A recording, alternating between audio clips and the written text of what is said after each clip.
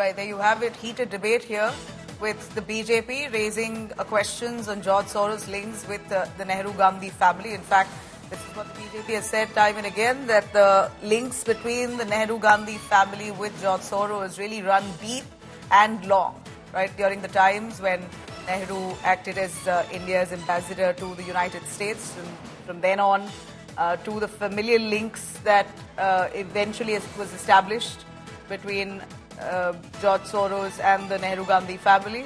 You have the BJP at this point slamming the Congress party, asking them to indulge in a debate on their links with George Soros.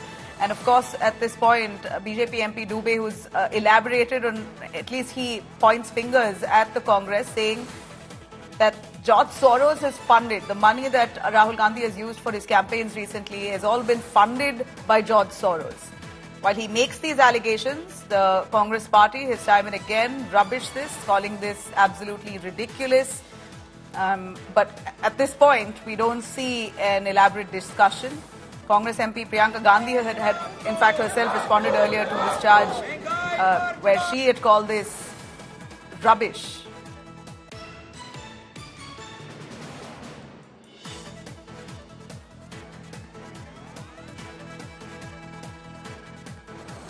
All right, so we're bringing you all the live images when it comes, as it plays out in the parliament. We are plugging that in. Of course, like I did mention, Congress MP Priyanka Gandhi, who responded to the BJP's charge earlier, associating the Congress with George Soros. She says that this is one of the most ridiculous angles that she's heard that's come up, saying that they're talking about some 1994 thing that has no record or substance or proof. This is what Priyanka Gandhi said, but I'm going to play once again what Nishikant Dubey, BJP MP, has said right now in the Lok Sabha, pointing fingers at Congress's Soros links.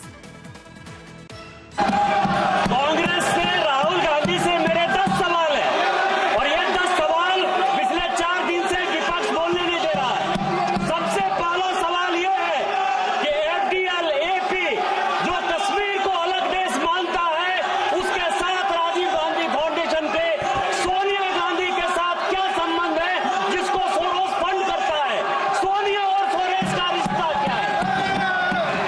दूसरा sir, Nambiar committee की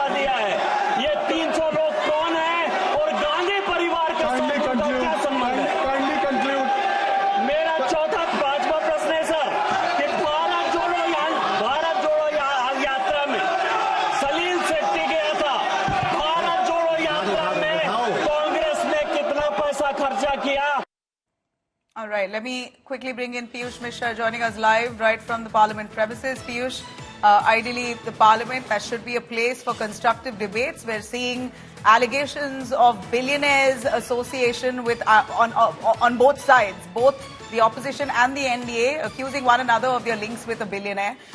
This has led to a logjam on day 14 of the winter session of this Parliament.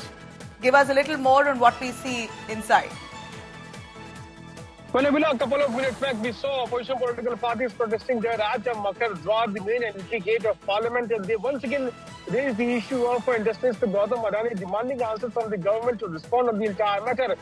Today in the morning also they protested and they demanded that JPC should be formed and government must let the investigations to take place as far as the allegations which Gautam Adani is facing. On the other side, BJP is also alleging that there is a big link which has also surfaced between Sonia Gandhi and George Soros, and the Congress party has got links with a man who is trying to destabilize India's economy, who is trying to break India, and who is also funding an organization which believes Kashmir as a separate entity. So allegations versus counter-allegations. What is more important here to highlight that Gautam Adani and George Soros, both big industrialists who are also, they are casting shadow on the functioning of both the houses of Parliament since day one.